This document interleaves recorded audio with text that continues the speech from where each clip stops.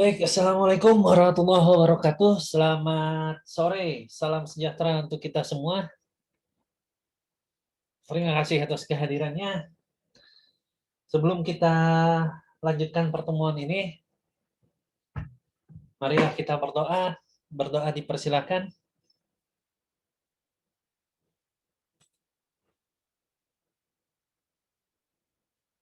Berdoa dicukupkan.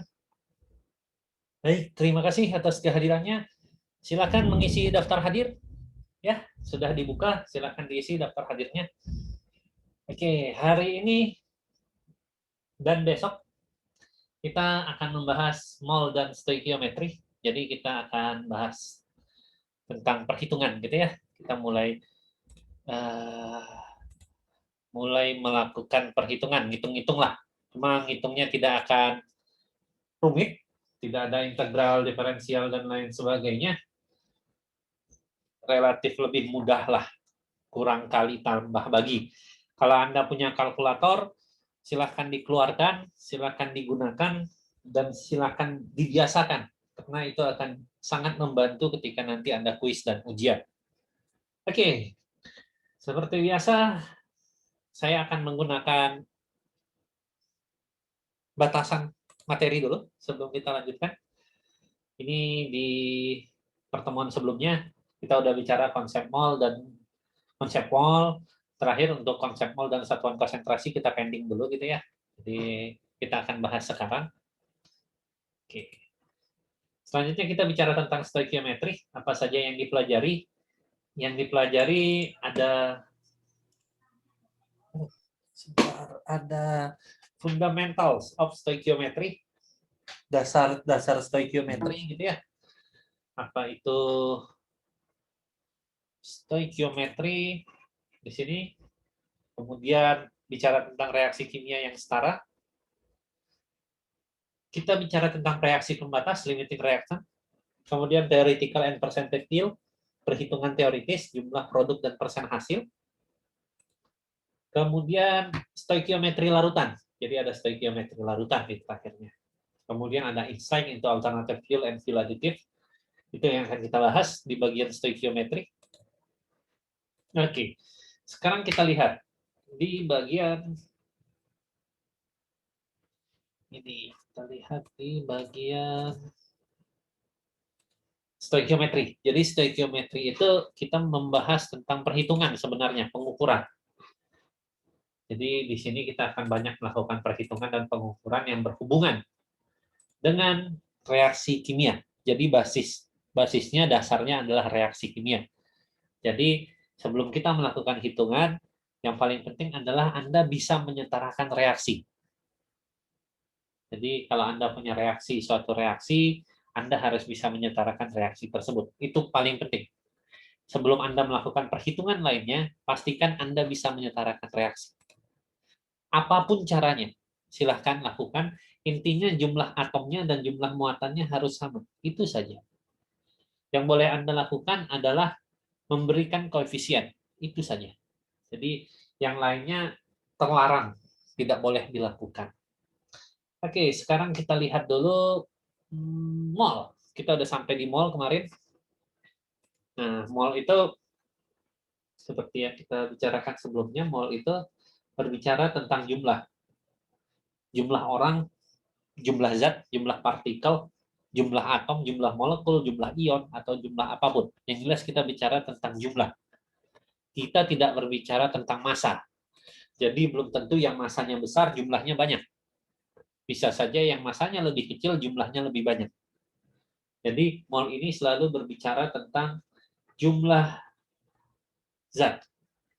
Apakah itu atom, apakah itu ion, apakah itu molekul, atau yang lain. Gitu ya. Jadi intinya bicara tentang jumlah. Kemudian kita akan mengenal beberapa jenis satuan yang sering dipakai. Yang pertama kita bicara mengenai satuan. Satuan. Tepatnya adalah satuan konsentrasi.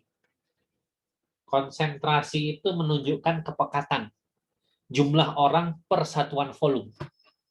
Umumnya seperti itu, gitu ya. Jadi jumlah orang per satuan volume. Ada banyak satuan yang digunakan. Yang pertama kita bicarakan persen. Ada persen massa per massa atau persen berat per berat, gitu ya.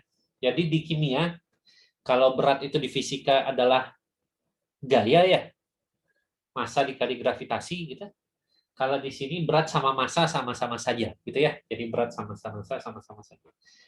Kita sebut persen massa adalah massa zatnya, massa zat atau massa zat A dibagi massa total dikali 100%. Yang penting satuannya harus sama, karena ini prinsipnya membandingkan. Yang namanya perbandingan satuannya harus sama. Jadi kalau di atas satuannya gram, maka di bawah juga satuannya gram. Jadi sama-sama gram. Kalau di atas satuannya kilogram, maka di bawahnya juga satuannya kilogram. Yang kedua adalah persen volume. Sama volume zat A dibagi volume total dikali 100%. Jadi ada persen massa, ada persen volume. Kemudian selanjutnya yang ketiga ada persen massa per volume. Adalah massa zat A dibagi massa volume total. Volume total dikali 100%. Ini satuannya mili, bawahnya juga mili. Bisa juga liter, atasnya juga liter. Tapi kalau untuk massa per volume, massanya satuannya gram, volumenya satuannya mili. Mirip seperti massa jenis. Ya, satuannya mirip seperti massa jenis, tapi artinya berbeda. Kalau saya punya massa jenis 1 gram per mili, itu artinya saya akan punya massa 1 gram jika saya menimbang 1 mili larutan, 1 mili cairan, gitu ya, atau 1 mili apapun. Tapi kalau untuk persen massa per volume, itu artinya kalau saya punya 1 gram per mili, artinya dalam 1 mili volume terdapat 1 gram zat A. Jadi beda artinya, walau satuannya sama. Jadi di sini saya minta Anda bukan hanya paham rumusnya, bisa menggunakan rumusnya, tapi juga paham maksudnya apa. Walau satuan mereka sama, satuan persen massa per volume ini sama seperti satuan massa jenis, densitas, rho, gitu ya, tapi artinya berbeda. Kemudian ada lagi satuan yang lain. Satuan yang lain M besar yang kita sebut molaritas. Molaritas itu adalah M, di mana M itu adalah mol, satuannya mol, dibagi volume, satuannya liter. Bisa juga N mol, satuannya milimol, di bawah satuannya volumenya mililiter. Jadi molaritas adalah jumlah mol per liter larutan. Jadi misalnya saya ketahui 5 molar larutan NaCl. Ini sama dengan artinya ada 5 mol NaCl dalam ini larutan. Dalam 1 liter larutan. Ya, jadi artinya seperti itu. Jadi molaritas itu adalah mol per volume larutan.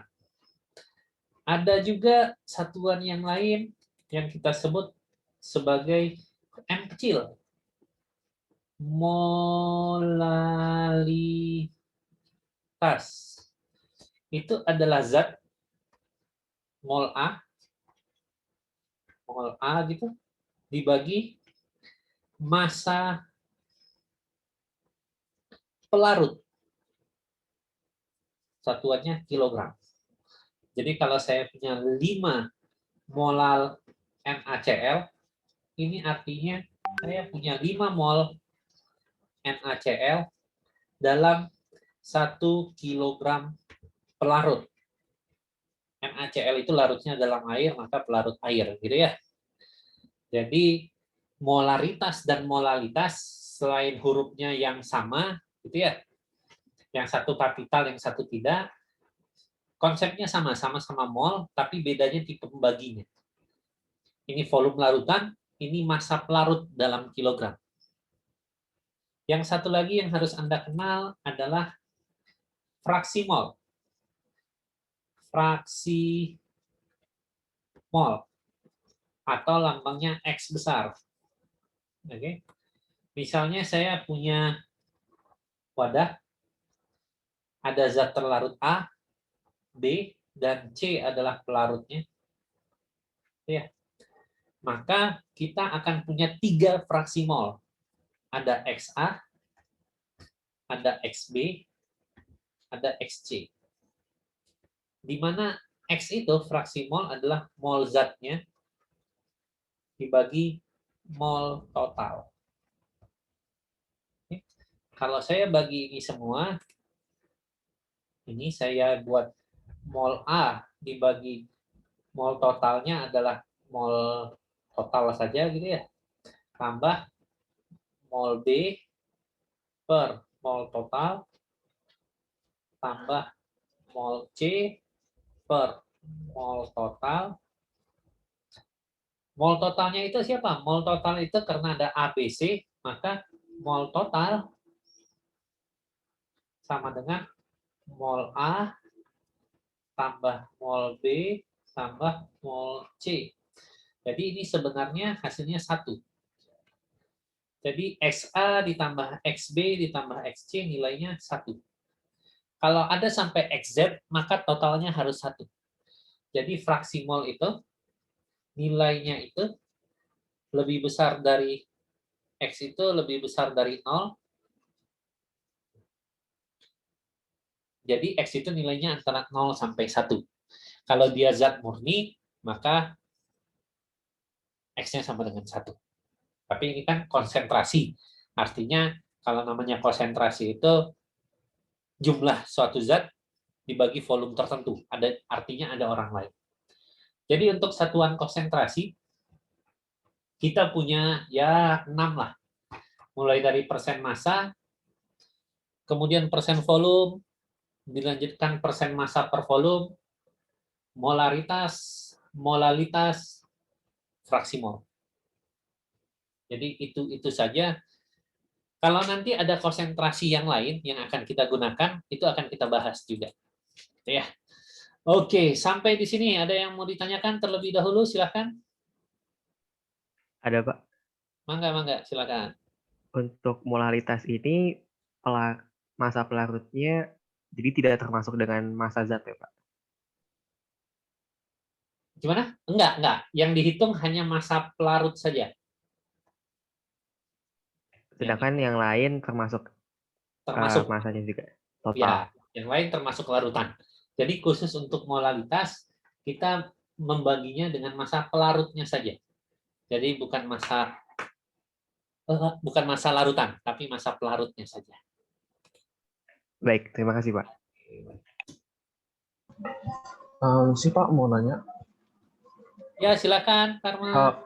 Buat molalitas, kalau misalnya ada 3 zat dalam satu larutan, yang dihitung pelarut itu 2 zat yang lainnya atau zat yang paling banyak? Oke, baik. Terima kasih. Pertanyaan yang bagus. Jadi kita lihat lagi sebentar ke konsep larutan. Larutan itu apa sih, gitu ya? Larutan itu adalah campuran homogen. Jadi larutan ini adalah campuran yang sifatnya homogen. Jadi kalau saya punya air sama minyak, saya campur, mereka tidak homogen, berarti dia bukan larutan. Jadi larutan adalah campuran yang homogen. Contohnya apa? Contohnya adalah udara. Kalau udara, kita tahu bahwa udara itu komponen paling besarnya apa? Gas apa? Udara kita. Yang paling besar. Gas O2. apa? Apa? O2. N2, nitrogen. N2. Iya. Yang paling besar itu nitrogen. Penelitian terakhir itu masih menunjukkan bahwa nitrogen yang paling besar. Kemudian disusul oleh yang lain gitu ya, oksigen, hidrogen dan lain sebagainya, argon gitu. Maka dalam udara itu adalah larutan. Jadi larutan itu tidak harus cairan wujudnya. Jadi bisa aja gas, bisa saja padatan. Syaratnya adalah campuran tersebut homogen. Homogen itu apa? Homogen itu kalau saya ambil potongan di bagian sini, kemudian saya ukur kadarnya, itu harus sama dengan potongan di sebelah sini kalau saya ukur kadarnya. Sama juga dengan potongan di sebelah sini, atau di bagian sini, atau di bagian sini. Jadi selama dia komposisinya sama di semua tempat, itu kita sebut homogen. Apakah wujudnya harus cairan? Tidak. Dia bisa padatan, bisa gas. Nggak ada masalah di situ. Oke. Sekarang kita lihat di udara. Ternyata udara ini paling besar itu N2 paling besar. Ada oksigen, ada hidrogen, ada argon, gitu ya. Maka cara menentukan yang pelarut itu adalah cari yang paling besar. Maka sisanya ini akan menjadi zat terlarut. Jadi dalam larutan yang bisa menjadi pelarut itu cuma satu orang, yang paling banyak. Sisanya akan menjadi zat terlarut. Seperti yang Karma tanyakan, bagaimana dengan ini Pak? Misalnya saya punya wadah, ada 15 zat, jangan 15 kebanyakan. Ada 6. Yang paling banyak komponennya adalah E misalnya. Maka E akan menjadi pelarut. Jadi massa di sini hanya massa E. Yang lain ini tidak menjadi massa pelarut, tapi zat terlarut juga. Jadi yang punya konsentrasi di sini adalah molalitas A bisa kita hitung, molalitas B kita hitung, C bisa, D bisa, F bisa. Sedangkan E tidak kita hitung konsentrasinya. Kenapa? Karena sifatnya sebagai pelarut. Jadi yang punya konsentrasi itu adalah zat terlarut. Massa yang dipakai adalah massa E saja pelarutnya. Yang lain-lain tidak kita hitung. Kira-kira seperti itu, Karma. Baiklah Pak, makasih. Oke, baik. Silakan, ada lagi? Pak, izin bertanya. Boleh, silakan. Untuk tadi yang penentuan pelarutnya itu artinya dari jumlah zatnya, molnya. Jumlah zatnya. Oh, oke. Makasih, Pak. Itu adalah kondisi umum. Ada kondisi yang lain di mana ketika jumlahnya tidak terlalu jauh berbeda gitu ya, kita bisa menentukan mana yang pelarut. Terserah kita sebenarnya. Jadi ketika jumlahnya besarnya terlalu jauh berbeda, yang satu 800 gram, yang satu cuma 1, 2, 3 gram gitu ya, maka kita bisa tentukan bahwa yang 800 gram itu pelarut. Tapi kalau jumlahnya yang satu 500, yang satu lagi 503, maka kita harus menentukan siapa yang jadi pelarut sebenarnya. Jadi kalau jumlahnya tidak terlalu berbeda, maka kita harus menentukan siapa yang jadi pelarut. Dan itu kondisi tidak umum sebenarnya. Dan itu tidak kita bahas di kimia dasar gitu ya. Kira-kira seperti itu Jeremy. Oke, ada lagi? Oke, tidak ada. Oke, selanjutnya kita bicara tentang, karena reaksi sudah kita bahas di pertemuan-pertemuan sebelumnya, bahwa reaksi kimia itu, persamaan reaksi itu bisa menunjukkan reaksi kimia, bisa juga tidak, gitu ya. Kalau ini kan bukan reaksi kimia, gitu ya. Tapi ini persamaan reaksi. Tapi kalau ini, jadi H2O gas, maka ini reaksi kimia.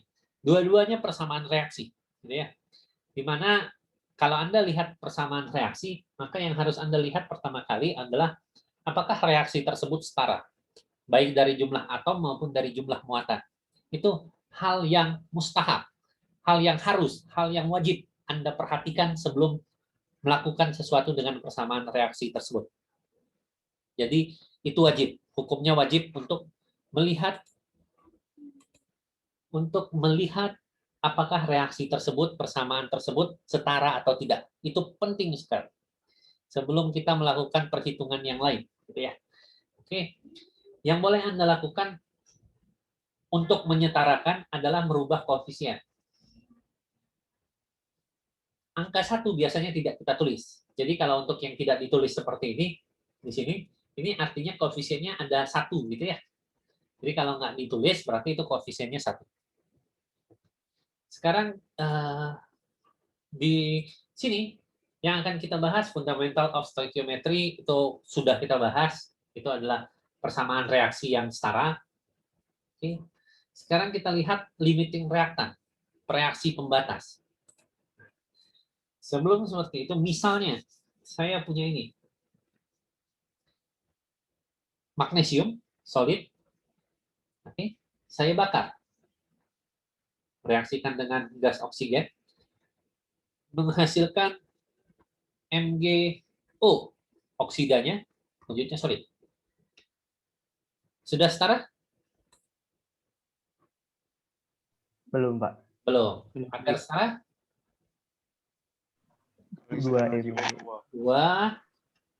ini 1, ini 2, gitu ya. Nah, jadi kita tuliskan koefisien di sini. Koefisien ini punya arti, ya. Koefisien ini menunjukkan perbandingan. Perbandingan jumlah zat yang bereaksi. Jadi 2 di sini, ini menunjukkan 2 atom Mg bereaksi dengan 1 molekul oksigen menghasilkan 2 molekul Mg. Jadi 2, 1, 2 itu menunjukkan perbandingan jumlah zatnya. Atau satuan untuk jumlah zat adalah mol. Jadi ini sama dengan 2 mol Mg bereaksi dengan 1 mol oksigen menghasilkan 2 mol Mg. Bukan 2 gram Mg bereaksi sama dengan 1 gram oksigen menghasilkan 2 gram MgO. Bukan seperti ini, gitu ya. Jadi koefisien itu menunjukkan perbandingan jumlah zat, bukan jumlah massa. Bukan juga jumlah volume, ya, tapi jumlah zat. Kalau massanya bagaimana? Massanya tinggal kita hitung. Saya tahu massa molar Mg itu adalah 24 gram per mol. Kalau oksigen itu 16 gram per mol. O2 itu jadinya 32 gitu ya. MgO itu 16, 24, 16, 40 gitu ya. Jadi kalau untuk reaksi ini artinya ini saya reaksikan 48 gram Mg akan bereaksi dengan 32 gram oksigen menghasilkan 80 gram MgO. Datangnya dari mana? Ini 2 mol dikali massanya. 24 kali 2, massa molar dikali mol akan sama dengan massa. 1 O2 16 kali 2 32. Ya. Mg 24 O16 40 kali 2 80.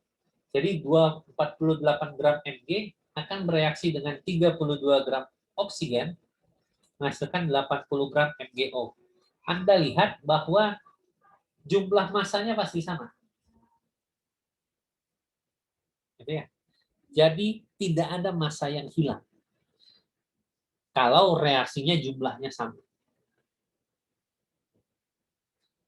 Sekarang kita lakukan hal yang sama. 2 Mg ditambah 1 oksigen menghasilkan MgO. 2. Fasanya nggak saya tulis gitu ya. Sekarang kita lihat kondisinya. Bahwa ini adalah 24 gram per mol, massa molarnya oksigen itu 16 gram per mol. Misalkan saya punya 24 gram. Oksigennya saya punya 16 gram. Ini belum ada. Ya. Pertanyaan saya, ketika reaksi sudah selesai,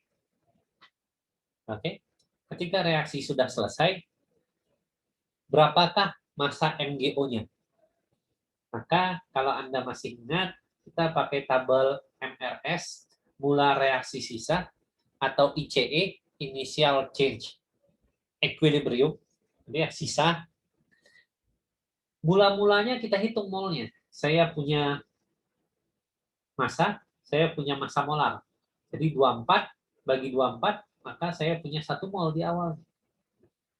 Kalau yang ini 16, O2 itu 16 kali 2, 32, 16 bagi 32, 0,5 mol. Ini belum ada.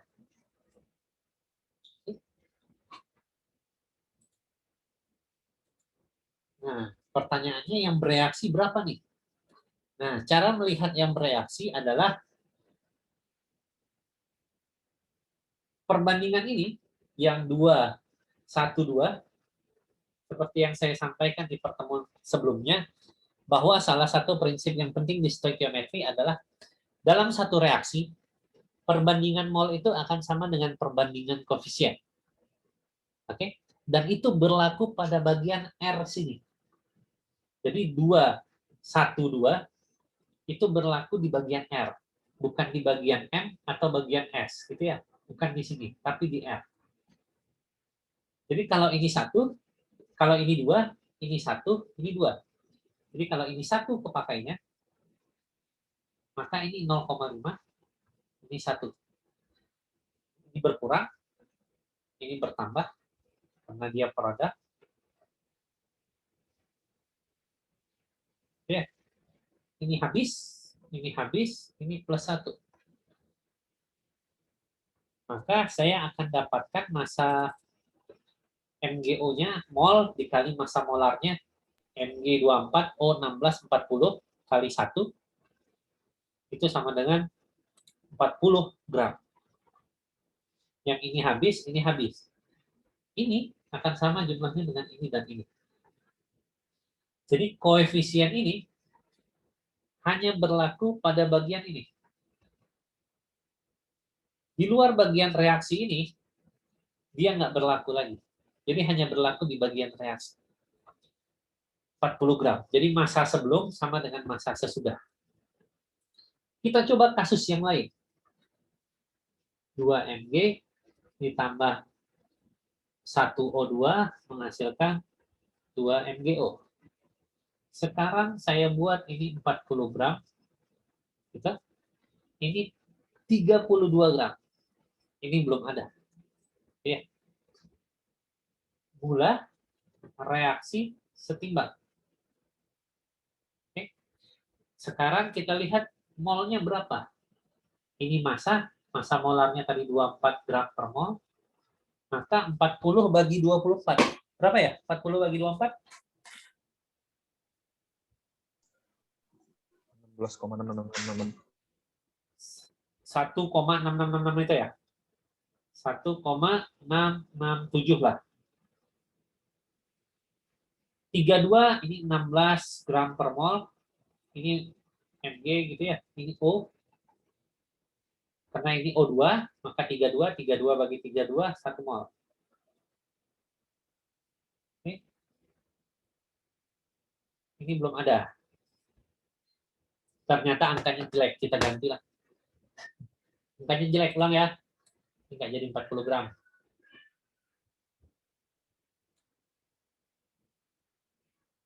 Oke, ini saya ganti jadi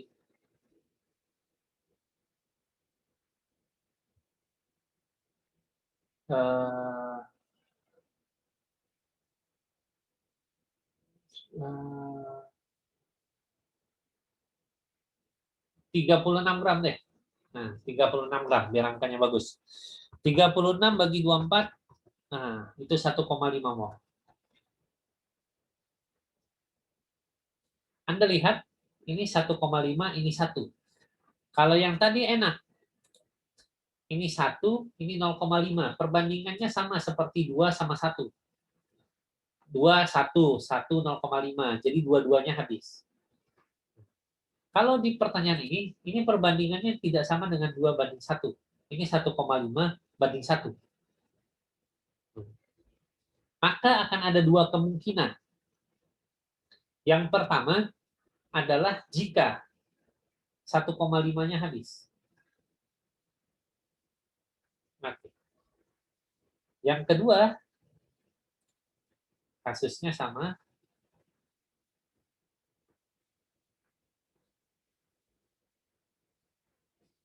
Mula reaksi sisa, ini 1,5 mol, ini 1 mol. Belum ada. Yang ini habis, 1 mol yang habis. Kalau yang kasus pertama, 1,5-nya habis. Kalau ini 1,5, ini berapa? Gitu kan ya? Maka tahu ini berapa, datangnya dari sini. Kalau ini 2, maka ini 1. Kalau ini 1,5, maka ini 0,75, setengahnya. Gitu ya. Yang habis ini, nah, ini yang dijadikan patokan. Jadi kalau ini 1,5, ini 0,75. Datangnya dari mana 0,75? Lihat koefisiennya. Ini 2, ini 1. Ini 1,5, ini 0,75. Ini 2, ini 2. Ini 1,5, maka ini juga 1,5. Kalau kita kurangi, 1 kurang, ini 0,25 mol. Ini 1,5 mol. 1,5 mol.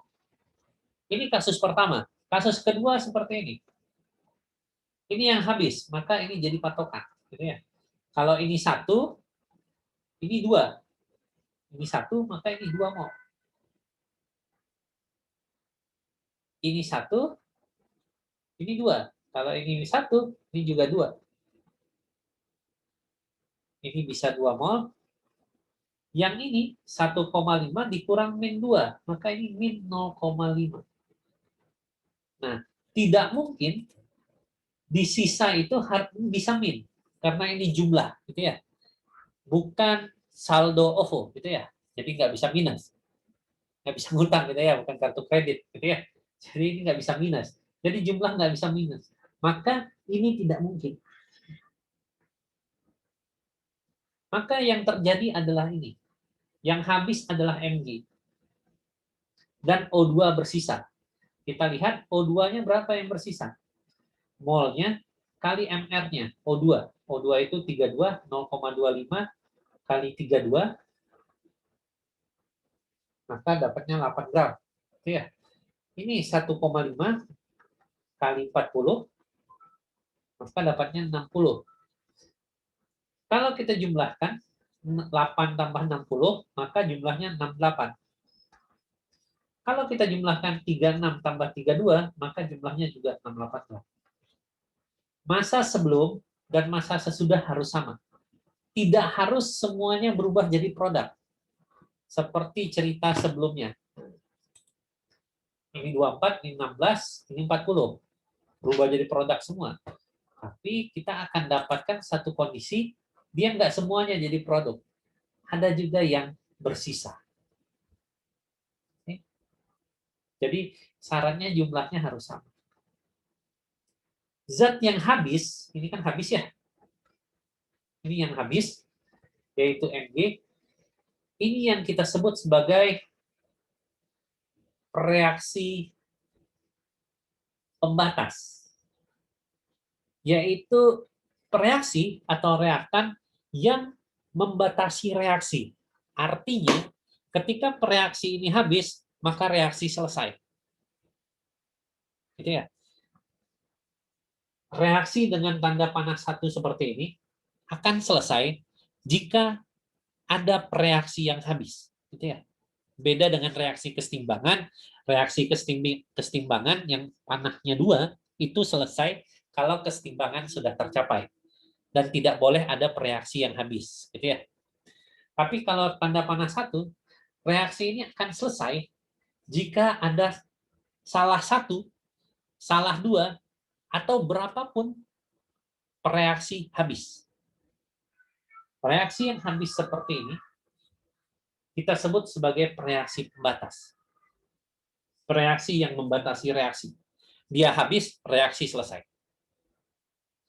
Ya. Kalau yang ini tadi, reaksi pembatasnya mana? Ini nggak ada reaksi pembatas, karena dua-duanya habis gitu ya. Jadi dua-duanya ya pembatas. Ya. Jadi kita tidak menyebutnya sebagai reaksi pembatas. Nah, jadi ini reaksi pembatasnya adalah Mg. Dan produknya dihasilkan 60 gram. Oke. Jadi kita dapat istilah bahwa reaksi pembatas adalah reaksi yang habis bereaksi. 60 gram ini itu adalah produk. Jumlah produk ya. Jadi MgO yang terbentuk adalah 60 gram. Ini adalah hasil teori. Hasil perhitungan kita. Kita ngitung nih, oh saya punya 36 gram Mg, saya punya 32 gram oksigen. Kalau direaksikan, hasil teorinya harusnya saya dapat 60 gram. Ya. Kemudian saya lakukan di lab. Ternyata MgO yang dihasilkan cuma 6 gram. Ini 6 gram ini kita sebut hasil eksperimen atau percobaan. Oke. Nah, ada yang kita sebut sebagai persen yield atau persen hasil atau persen randomnya. Gitu. Itu adalah hasil eksperimen dibagi hasil teori dikali 100%. Oke. Kalau ini kita dapatnya 6/60 kali 100%, kita dapatnya 10%. Oke, 10%. Jadi teorinya itu 60 gram, waktu dicoba cuma dapat 6 gram. Itu randomnya kita sebut sebagai persen hasilnya, kita sebut 10%. Nilai ini kenyataannya sulit didapat. Ya.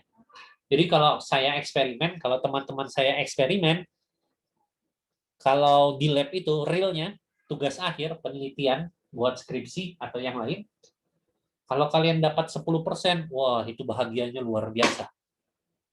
Karena biasanya kita buat nih 50 gram, kemudian kita tambah 50 mili pelarutnya gitu ya. Nanti biasanya kita dapatnya itu nggak lebih dari 0,5 gram gitu ya. Randomnya kalau kalian hitung, kalau kita hitung, kadang kalau dapat 1% aja, wah bahagianya luar biasa. Karena rata-rata biasanya randomnya itu kalau kita dapat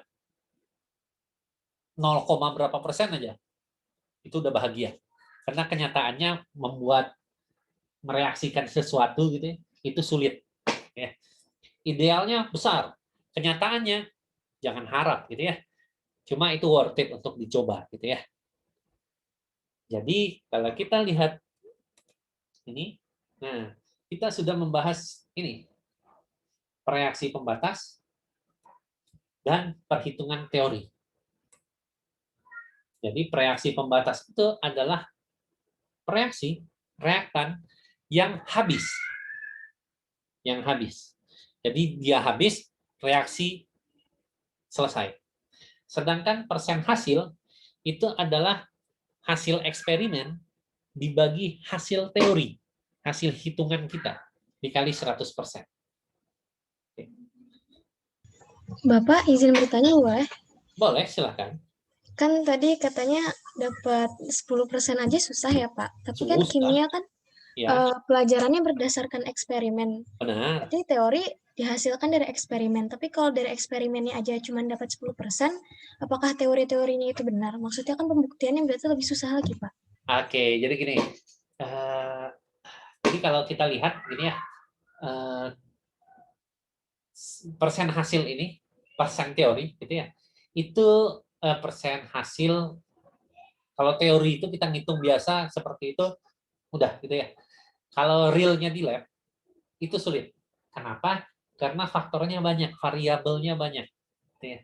Jadi kalau Anda bilang Mg ditambah O2, gitu ya, menghasilkan MgO, teorinya mudah. Saya punya Mg, saya kasih oksigen. Oksigen itu ada di udara, gitu kan ya. Harusnya kalau saya punya kepingan Mg, saya kasih oksigen, dia kebakar jadi MgO. Nyatanya nggak seperti itu. Mg ini kita pakai, Anda pakai di kembang api. Anda harus bakar dulu nih. Baru dia jadi MgO, jadi oksidanya. Gitu ya. Nah, kalau Anda bilang 10% itu kalau sulit, Pak, kan kimia dari teori baru kan dari eksperimen baru teori. Kalau eksperimennya dapatnya sedikit, gimana teorinya bisa benar gitu ya. Nah, jadi gini, yang sedikit-sedikit ini gitu biasanya yang terjadi pada sintesis organik. Sintesis organik itu pekerjaan. Saya salah satu yang menghindari sintesis organik karena kalau saya praktikum waktu kuliah, praktikum kimia organik, rendemen saya selalu jelek ya. Saya mereaksikan A tambah B, kalau menurut teori di buku harusnya jadi C. Kadang saya nggak pernah dapat itu C gitu kan ya. Gimana mau ngitung rendemennya gitu ya. Teorinya benar akan hasil C, kenyataannya belum tentu. Karena ketika untuk mereaksikan sesuatu, banyak kondisi yang harus dikontrol. Itulah kenapa kalau Anda lihat para peraih Nobel bidang kimia, itu tidak jauh dari orang-orang yang bekerja di bidang kimia organik, biokimia, gitu ya. Untuk bidang seperti saya, kimia analitik, gitu, kimia fisik, anorganik, itu tidak terlalu banyak. Gitu ya. Karena kalau ilmu kimia yang berkembang, itu salah satunya adalah kimia organik. Dan tingkat kesulitan sintesis itu tinggi banget. Hanya orang-orang terpilih yang suka ngerjain kimia organik. Gitu ya. Jadi kalau sekarang dibilang sama, siapa tadi yang nanya? Rofi, Pak. Rofi. Rendemennya kecil nih. Terus ngebuktiin teorinya gimana? Jadi gini, sekarang itu saya udah pernah cerita bahwa sekarang kerja di lab basah itu tidak semata-mata Anda harus datang ngereaksi A sama B, Anda lihat hasilnya apa, gitu kan ya. Untuk mengefisiensikan, untuk membuat eksperimen Anda jadi lebih terkontrol, lebih efisien, lebih efektif, maka kita gabungkan dengan komputasi. Itulah manfaatnya komputasi, kimia komputasi, Anda yang bekerja nanti di bidang informatika dan lain sebagainya, bagaimana kita ngereaksiin sesuatu, gitu ya. Kondisinya kita atur dulu nih. Misalnya saya mau reaksiin Mg sama O, oksigen, itu kan harus dibakar. Nah, suhu bakarnya ini berapa nih? Kalau Anda pernah belajar kebakaran itu, api itu, ya kebakaran itu muncul dari segitiga api. Harus ada bahan bakar, harus ada oksigen, dan harus ada pemicu, gitu kan ya. Nah, itu yang kita pelajari di komputasi. Kalau Anda mau buat api untuk membakar Mg tadi, yang efektif itu suhunya berapa sih? Apakah suhu sekian bisa ngebuat dia teroksidasi jadi MgO? Itu yang dipelajari. Itulah mengapa kadang itu rendemen yang kita peroleh, kalau kita nggak pakai perencanaan nih, masuk ke lab doang, kita ingin, ini nih, di buku saya baca Mg tambah oksigen jadi MgO, dicoba aja. Nggak janji bisa jadi gitu kan ya. Anda harus pikirkan juga kelembaban ruangan berapa, temperatur bakarnya berapa gitu kan ya, tekanan udara saat itu berapa, banyak faktor yang harus dipelajari. Itulah mengapa ilmuwan itu mahal banget untuk bayar ilmuwan yang benar-benar ya, apalagi nanti kalau anda nanti bekerja di negara maju. Masalahnya salah satu masalah kita di Indonesia adalah kita negara berkembang gitu ya. Buat saya, kalau saya berpikir bahwa satu-satunya ilmu yang bisa memprediksi 10 tahun lagi mau ngapain, berapa lain 20 tahun lagi apa gitu kan ya. Buat saya sih kimia. Kenapa? Karena cuma kimia yang bisa menghasilkan zat baru. Kan ya. Anda harus bicara molekular gitu kan ya, secara molekul menghasilkan zat baru gitu kan ya. Tapi sayangnya kita orang kimia di Indonesia, kita dari negara berkembang. Kita sulit maju karena kita bukan negara maju gitu kan ya. Makanya kalau Anda bekerja, kalau kimia dari negara-negara maju, mereka jauh dibayar mahal gitu kan ya. Karena memang ilmu mereka kepakai. Karena kalau saya punya cerita teman saya waktu S2 dia ke Belanda, Groningen, ketika dia tugas akhir, dia kerjasama dengan, saya lupa, Philips kalau nggak salah.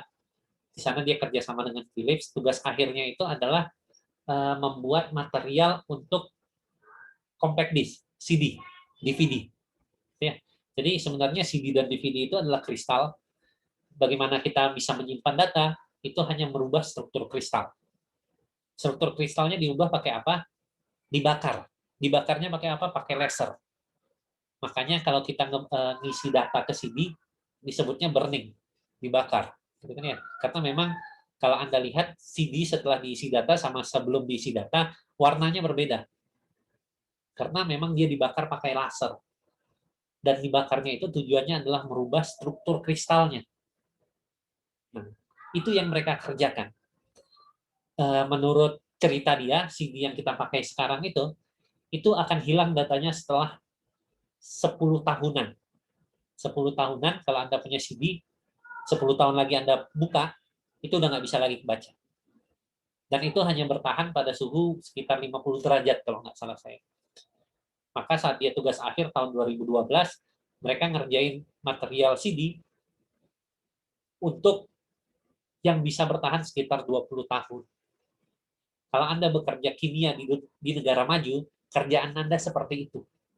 Kalau Anda bekerja kimia di negara berkembang seperti kita, ya paling jauh sih jatuh-jatuhnya ya ke S3 itu, S3 kimia itu kalau di kita jatuh-jatuhnya masuknya ke dunia akademisi. Riset di pusat penelitian. Jarang sekali ada S3 yang kerja di perusahaan. Kalau Anda di negara maju, S3 kimia itu banyaknya kerjanya di perusahaan. Bukan di pusat penelitian atau di akademik. Jadi memang kimia ini kalau di kita mungkin buat saya yang mendalamin ini itu butuh perjuangan lebih gitu kan ya. Tapi kan kalau Anda nanti di teknik engineering itu prospeknya jauh lebih besar di negara berkembang. Karena pemakaiannya banyak. Negara berkembang itu tingkat konsumsinya lebih tinggi daripada tingkat produksi gitu ya. Jadi engineering itu pasti kepakai terus. Jadi kalau Rofi tadi nanya gimana ngebuktiin padahal rendemennya cuma sedikit, balik lagi bahwa kalau Anda mau mendapatkan rendemen yang besar, maka banyak variabel yang harus Anda kontrol. Jadi rendemen itu bisa kita dapatkan dengan pengontrolan variabel. Jadi kalau semua variabelnya bisa kita kontrol, otomatis rendemennya akan jadi lebih besar. Kira-kira seperti itu, Rofi. Kalau banyak ngelanturnya sih saya tadi ngomongnya, cuma nggak apa-apa. Baik, Pak. Terima kasih. Saya mendapat poinnya. Oke, baik. Ada lagi? Nah, jadi yang akan kita bahas reaksi pembatas dan persen yield tadi. Oke ya. Sekarang kita coba lihat ke soal latihan.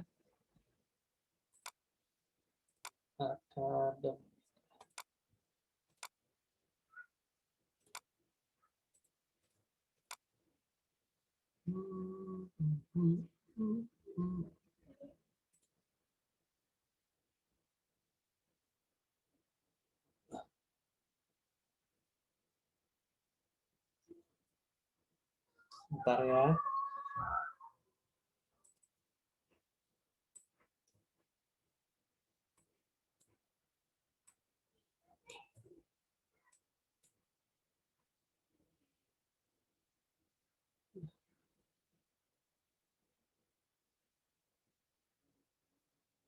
Oke, menarik. Ini deh. Oke. Kelihatan ya? Oke. Oke, ini aja deh. Yang nomor 4 dulu aja, 4. Ini nomor 4 nih. Ini adalah stoikiometri larutan. Belum kita bahas sih sebenarnya, cuma kita lihat bahwa stoikiometri larutan itu sama seperti stoikiometri massa. Kalau yang kita bahas tadi ini adalah stoikiometri massa. Jadi yang kita hitung adalah massanya. Tapi kalau stoikiometri larutan, yang kita hitung adalah larutan. Gitu ya. Bedanya apa? Bedanya misalnya ini. Saya punya HCl, aqueous, tambah NaOH, aqueous. Menghasilkan NaCl aqueous ditambah H2O liquid. Gitu ya. Ini punya molar, misalnya 0,1 molar, volumenya 25 mili. Yang ini 0,1 molar, tapi volumenya 30 mili. Pertanyaannya, berapa konsentrasi HCl yang nanti diperoleh? Prinsipnya sama, selalu pakai mula reaksi setimbang, dan kita selalu pakai mol di sini. Ini ada konsentrasi, molar, ini ada volume. Kalau kita mau cari mol, molar dikali volume. Kalau ini mili, ini molar, maka kita dapat 2,5 milimol. Ini 3,0 milimol. Ini belum ada. Ini koefisiennya 1 semua. Karena 1, maka yang lebih sedikit yang habis. Cara yang lebih sedikit yang gimana? Mol mula-mula bagi koefisien. 2,5 bagi 1, 3 bagi 1. Yang lebih kecil itu yang habis. Nah, yang ini jadi patokan. Ini 1, ini 2,5, ini min 2,5. Ini mol, ini min 0,5 positif, sorry. Ini positif 2,5 milimol, ini 2,5 milimol, 2,5 milimol, 2,5 milimol. Konsentrasinya berapa? Molaritas, mol per volume. Molnya 2,5 milimol, volumenya, volume total, volume larutan 30, 25. Jadi ini adalah 55 mililiter. Nanti dapat berapa molar. Prinsipnya sama seperti stoikiometri massa. Anda harus ubah dia jadi mol, lihat siapa yang habis, karena ini reaksi berkesudahan, maka Anda tinggal lanjutkan apa yang ditanya. Oke? Jadi stoikiometri massa itu mirip seperti stoikiometri larutan. Sekarang coba kerjakan yang nomor 4 ini. Ini soal dulu lah. Soal latihan dulu. Silakan dicoba.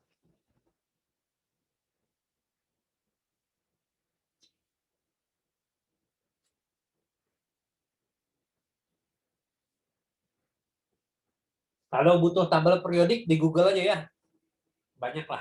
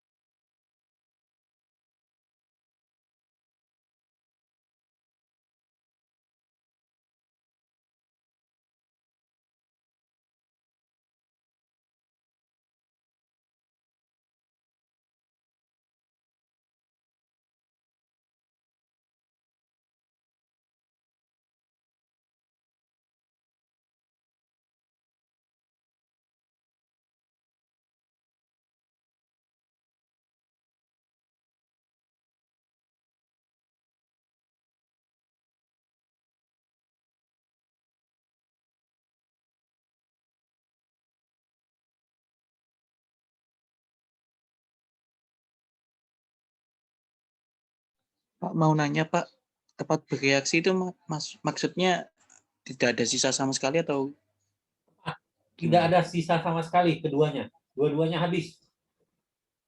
Oh, oke. Makasih Pak. Oke.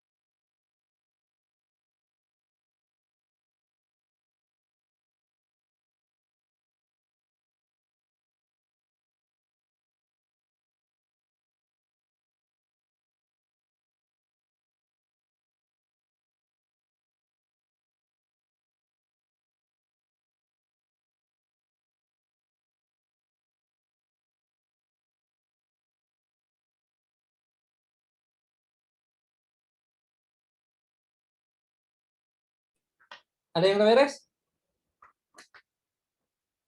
Sampai bawah, sampai yang terakhir.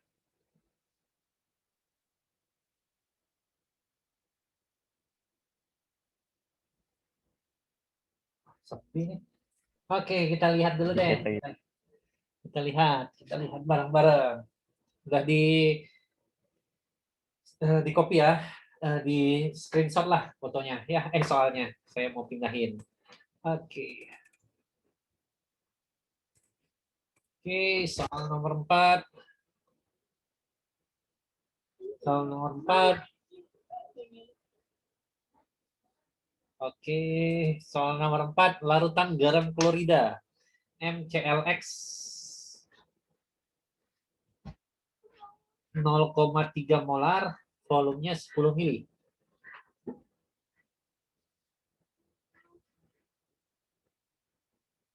Yang kedua adalah perak nitrat AgNO3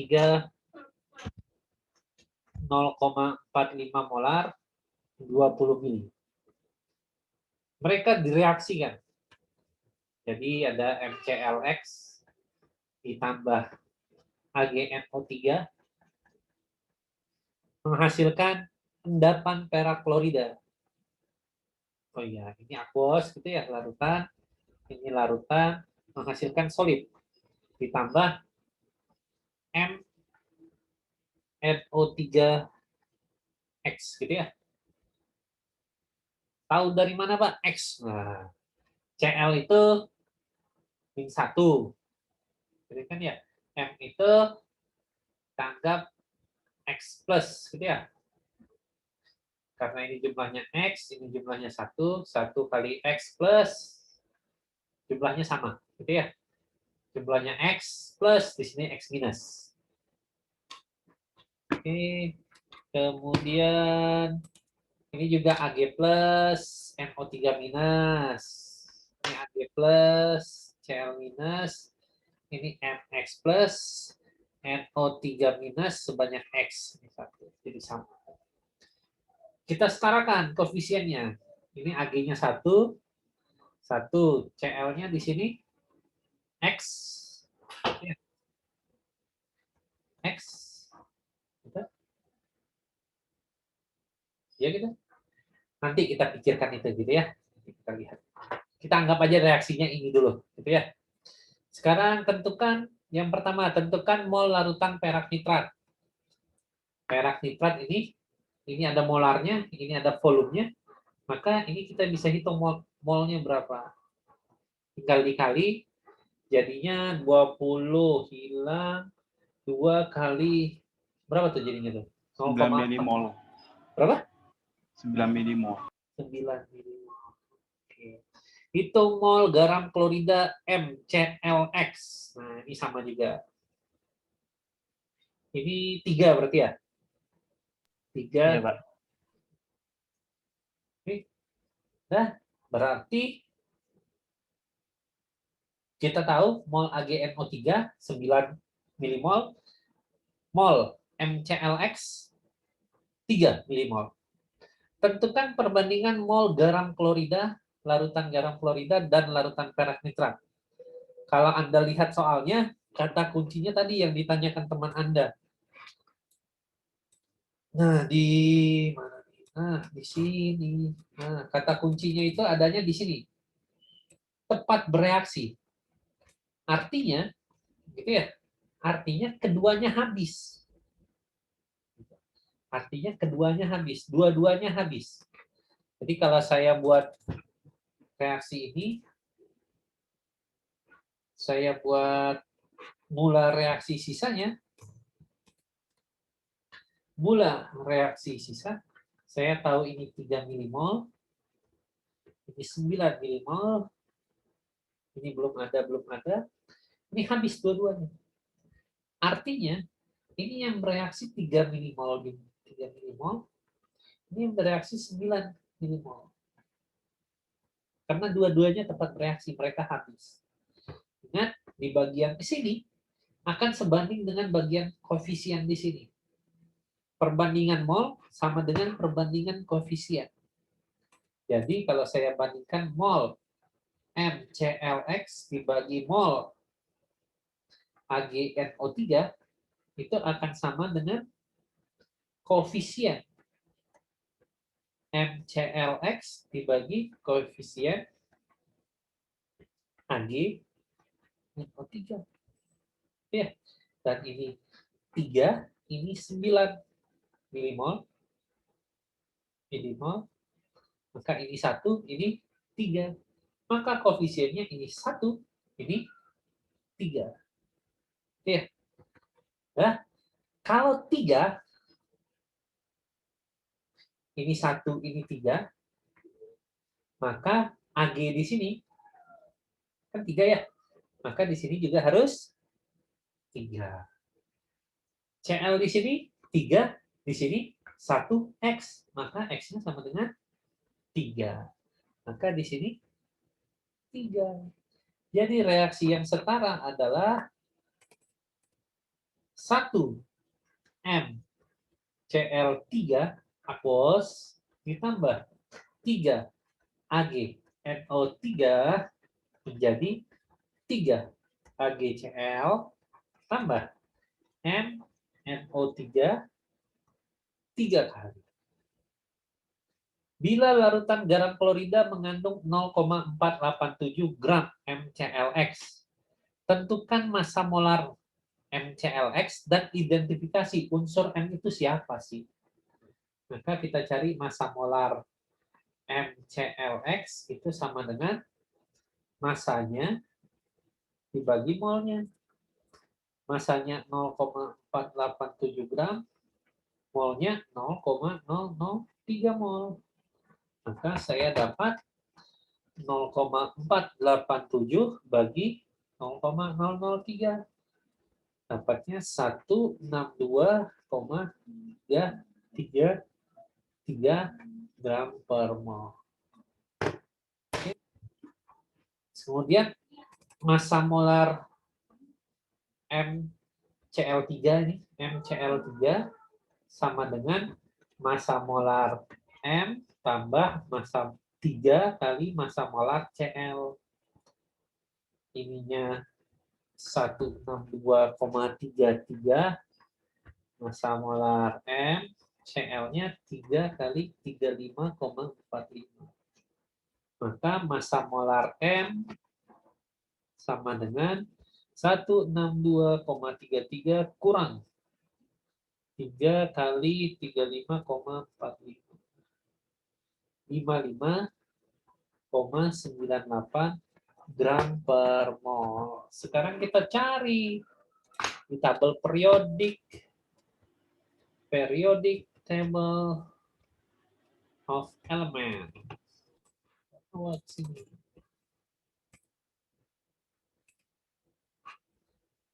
Kelihatan? Bukan. Oke, 55, berapa tadi? 55,98 ya? 98. 55,98. Di sini ya. Oh, ini 58. Ini. Oh, ini yang paling dekat. 55,84. Ada yang lebih dekat nggak? Ini 54,93. Jadi jawabannya adalah ini yang paling dekat. 55,84. Maka unsur M tersebut adalah Fe, besi. Masalahnya. Ya. Hitung massa endapan besi yang diperoleh. Nah, kalau endapan besi ya tinggal dihitung. Ada tabel tadi. Ini hitung massanya.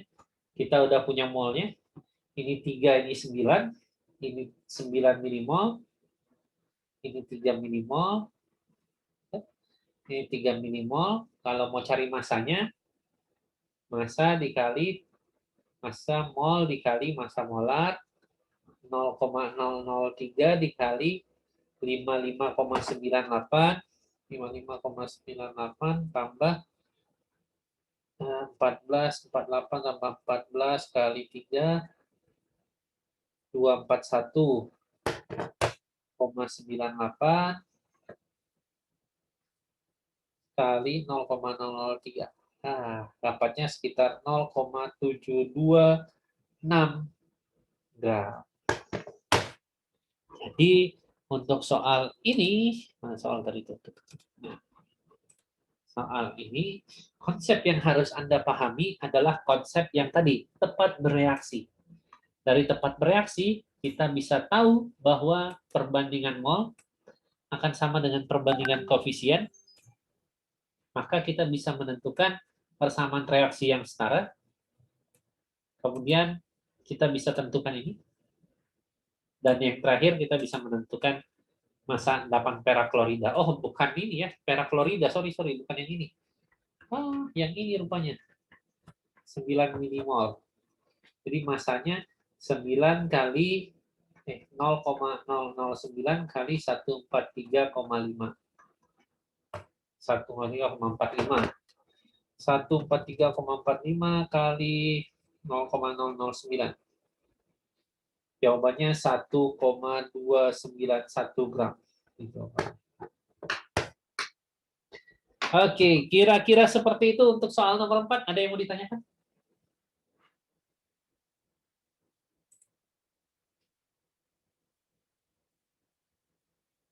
Jadi mol itu nggak banyak sih sebenarnya.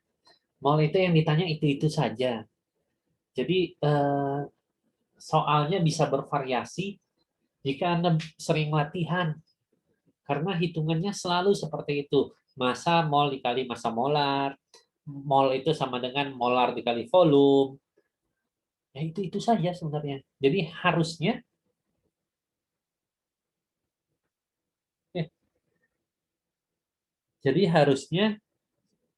itu bisa gitu ya.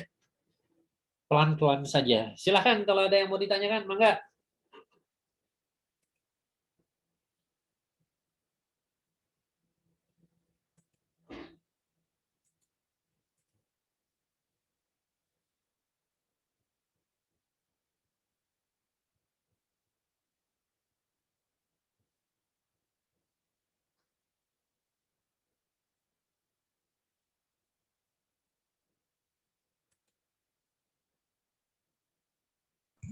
Belum ada sih, Pak.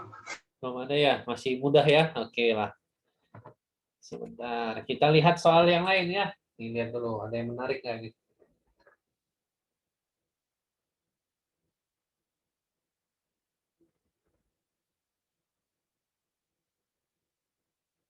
Oke, ini nomor 2 aja deh. Nomor 2. Oke. Apa? Oke.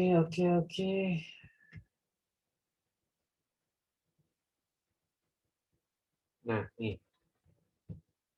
Jadi gini, kita baca soalnya dulu. Suatu sampel padatan dengan massa sekian gram diketahui mengandung kalium nitrat dan magnesium nitrat. Dilarutkan dalam 100 mili air. Gitu ya. Ke dalam 100 mili larutan tersebut, ini dilarutkan, ini bahasanya salah nih, dilarutkan menggunakan air hingga volumenya 100 mili. Oke.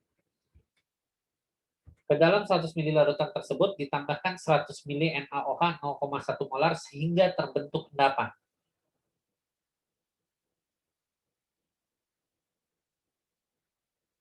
Sisa NaOH, endapan apa nih? Nggak ada nih. Oke, nggak ada. Endapan apa sih? Kok aneh sih? Oke, nah lanjut. Sisa NaOH dititrasi dengan larutan HCl 0,4 molar dan titik ekivalen terjadi setelah penambahan 15,8 mili HCl. Tentukan reaksi molekular setara pembentukan endapan tersebut beserta fasanya, reaksi ion bersih, massa Mg nitrat, persen massa KNO3 dalam sampel. Istilah yang mungkin belum saya jelaskan adalah titrasi. Titrasi itu apa? Kita jelaskan sedikit, walau saya yakin Anda sudah pernah mendengar kata titrasi, gitu ya. Titrasi atau titrimetri adalah metode teknik, metode penentuan kadar atau konsentrasi suatu zat menggunakan zat lain yang sudah diketahui konsentrasinya. Jadi prinsipnya adalah perbandingan. Jadi kalau Anda pernah titrasi, biasanya satu konsentrasinya sudah diketahui, satu lagi ingin kita tentukan. Yang diketahui biasanya kita sebut sebagai standar atau titran, sedangkan yang ingin diketahui kita sebut sebagai sampel atau analit. Jadi analit itu yang ingin diketahui, yang sudah diketahui kita sebut sebagai standar. Titrasi ini banyak jenisnya, ada asam basa, ada redox, ada pengendapan, ada kompleks, gitu ya, kompleksometri, gitu ya, ada beberapa jenisnya. Prinsip dari titrasi ini adalah Anda harus tahu konsentrasinya, perbandingan. Syarat pertama titrasi bisa dilakukan adalah, syarat pertamanya adalah tahu reaksinya. Kalau Anda tidak tahu reaksinya, maka percuma Anda melakukan titrasi. Oke? Jadi titrasi itu boleh dilakukan kalau Anda sudah tahu reaksinya. Nah, kemudian biasanya titrasi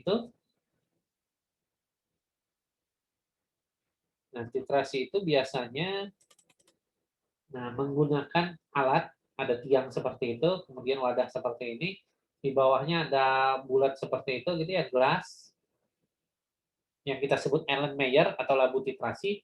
Kemudian ada yang seperti itu, kemudian dijepit gitu ya, dia dijepit, ada kerannya di sini, yang kita sebut sebagai buret. Jadi buret ini ada labu ya, model seperti itu, ada tanda-tandanya, batas-batas volumenya gitu ya. Anda teteskan sampai di sini terjadi perubahan. Apakah perubahannya warna, apakah terbentuk endapan, dan lain sebagainya. Ya. Perubahan yang terjadi kita sebut sebagai titik akhir titrasi. Jadi pada titik akhir titrasi itu reaksi pada titik kesetimbangan atau titik ekivalen, bukan kesetimbangan, ekivalen. Jadi perbandingan mol analit, sampel gitu ya, analit sama standar di sini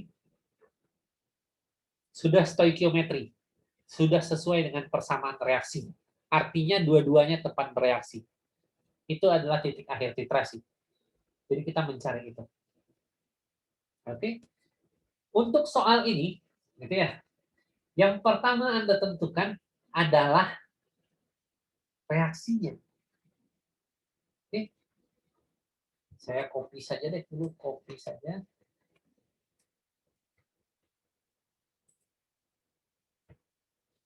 Ini nomor 1, kita selesaikan dulu nomor 1. Kelihatan ya? Tuliskan reaksi molekulernya. Oke. Ceritanya ini, saya punya KNO3 di dalam wadahnya.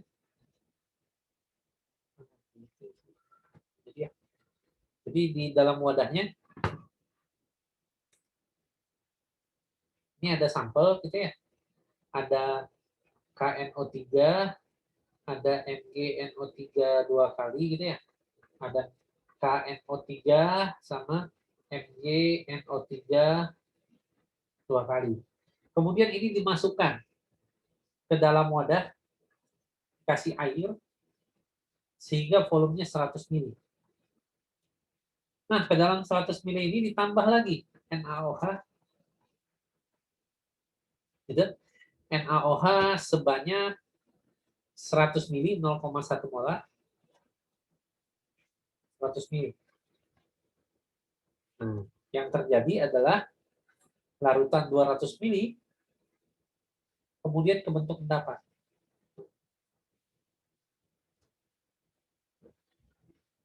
Sisa NaOH dititrasi dengan HCl. Jadi di dalam ini ada NaOH, kemudian ini dititrasi dengan HCl.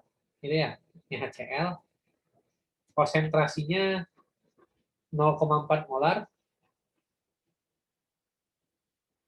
0,4 molar gitu ya. Dan titik akhir titrasinya tercapai ketika dia 15,8 mili. Ceritanya seperti ini. Jadi ada sampel sekian gram dimasukin ke sini jadi 100 mili, kemudian ditambahin NaOH 0,1 molar 100 mili, kebentuk 200 mili, kemudian ada endapan, NaOH-nya ini kebanyakan, sisanya itu dititrasi dengan HCl, butuh volumenya 15,8. Kira-kira seperti itu ceritanya. Ya. Sekarang pertanyaan pertama adalah tuliskan reaksi molekuler setara pembentukan endapan tersebut beserta fasanya. Pertanyaan saya, endapannya apa sih? MgOH2, Pak. Oke, benar. Jadi kalau kita lihat di sini isinya cuma ada K, gitu ya, K plus, Mg2 plus, kemudian NO3 min, Na plus, dan OH min, gitu ya. Nah, K plus, Na plus itu golongan 1, dan golongan 1 itu tidak mungkin mengendap walaupun pasangannya siapapun, gitu ya. NO3 minus juga nggak mungkin mengendap siapapun pasangannya. Jadi yang mengendap adalah Mg sama OH.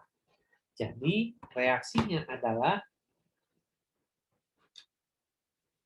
endapan yang terbentuk ketika kita mereaksikan MgNO3 2 kali aqueous ditambah NaOH aqueous menghasilkan endapan MgOH solid ditambah sisanya NaNO3 aqueous. Setarakan ini 2, selesai. Ya. Kenapa?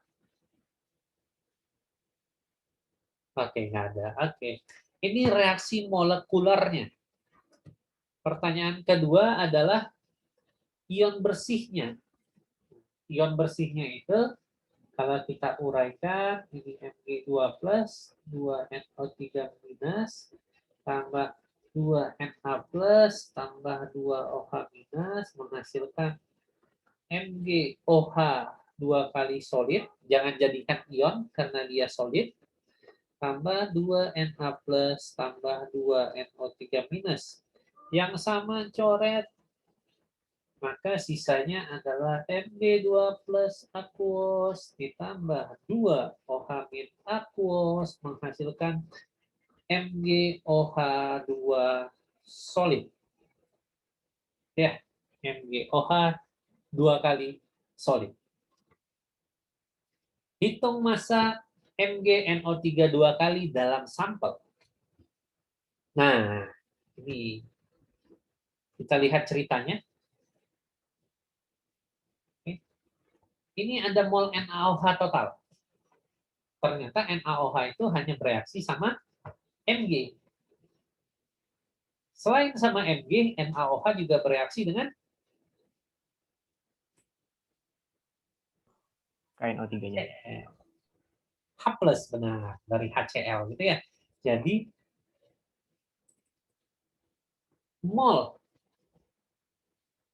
NaOH total itu adalah mol NaOH yang bereaksi dengan Mg nitrat dan juga mol NaOH yang bereaksi dengan HCl. Mol totalnya berapa? Bisa kita hitung. 0,1 kali 100. Maka kita dapat 10 milimol.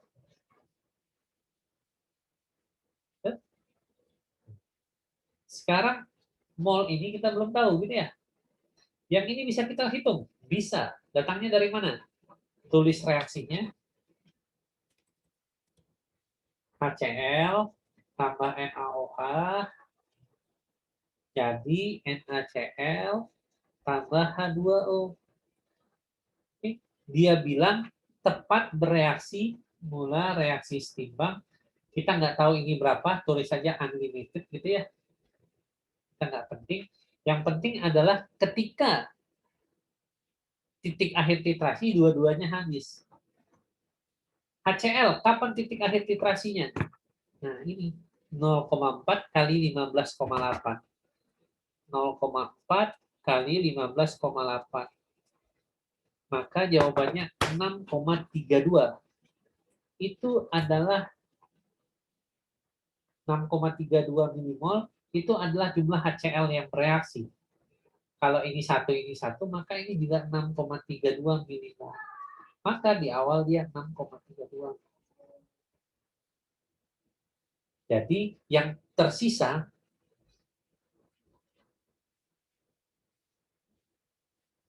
maka dari situ kita bisa tahu ini berapa. Jawabannya 3,68 milimol. Itu adalah NaOH yang bereaksi dengan MgNO3 dua kali. Ini 3,82 milimol. Mg nitratnya berapa? Lihat koefisiennya. Ini 1, ini 2, ini 3, maka ini 1,91 milimol. Yang ditanya adalah masanya. Ya, milimolnya ada, cari massa molarnya, kalikan, dapat nanti masanya berapa. Yang di bawahnya, samalah kalau yang di bawahnya. Kira-kira mirip lah seperti itu. Oke, nomor 2 seperti itu. Anda coba selesaikan sampai dapat hasilnya seperti apa. Silakan kalau ada yang mau ditanyakan.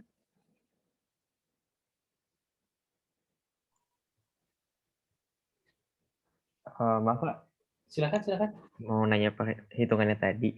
Mangga. Tadi itu dapat sisa NaOH-nya 6,32 bukan ya? 6,32. Iya, berarti Ya, di yang reaksinya 10 dikurang itu kan ya Pak? ya benar. 10 dikurang ini. Itu yang bereaksi dengan nitrat. Mg nitratnya. Jadi awal ada NaOH, ketika NaOH dimasukkan ke sini, maka NaOH akan bereaksi dengan Mg nitrat dulu. Sisanya itu yang baru bereaksi dengan HCl. Kalau awalnya tadi kita punya 10 milimol di sini, ternyata yang bereaksi dengan HCl itu ada 6 milimol. Maka kita bisa tahu bahwa yang bereaksi sama nitrat itu sekitar 3-an lah. Di sini. Ya, kemudian berarti MgNO32-nya yang terpakai, saya dapatnya beri karena koefisiennya 1 ya Pak? Ya, Berarti setengahnya. setengahnya. Setengahnya dari 3,68 tadi. 3,68 ya, kok 3,8 dulu. Benar. 3,68, salah ini. 3,68. Berarti ini 1,84 ya? Iya Pak. Ya. Oke, makasih Pak. Oke, baik. Terima kasih koreksinya. Baik, silakan kalau ada yang mau bertanya atau diskusi lagi, jangan lupa ngisi daftar hadir.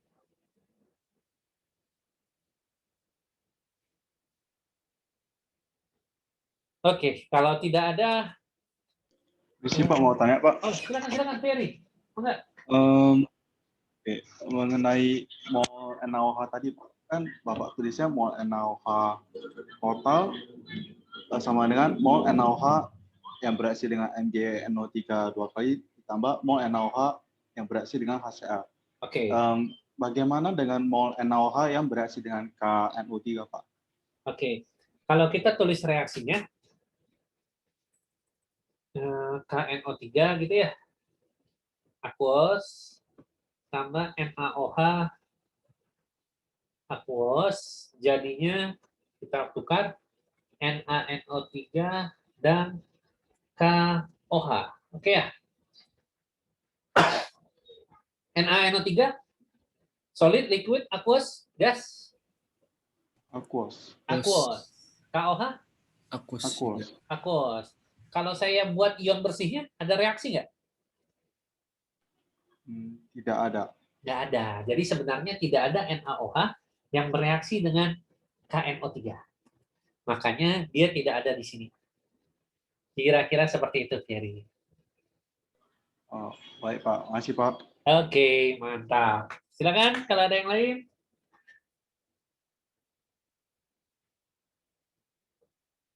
Oke, kalau tidak ada, besok pagi kita masih tutorial, masih latihan tentang stoikiometri. Kita coba selesaikan stoikiometri besok. Jadi kalau Anda punya pertanyaan, punya soal yang ingin dibahas besok, silahkan dibawa. Kita mulainya agak telat gitu ya. Kita mulai jam 7.15. Nggak apa-apa ya?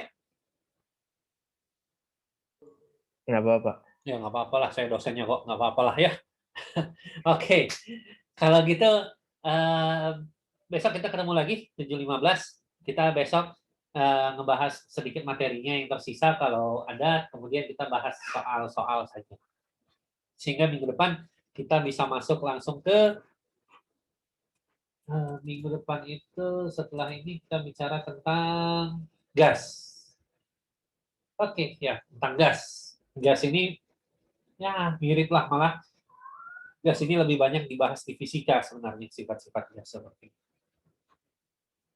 Oke, kalau tidak ada, terima kasih atas perhatiannya. Selamat istirahat. Mohon maaf jika ada yang salah. Selamat sore. Assalamualaikum warahmatullahi wabarakatuh.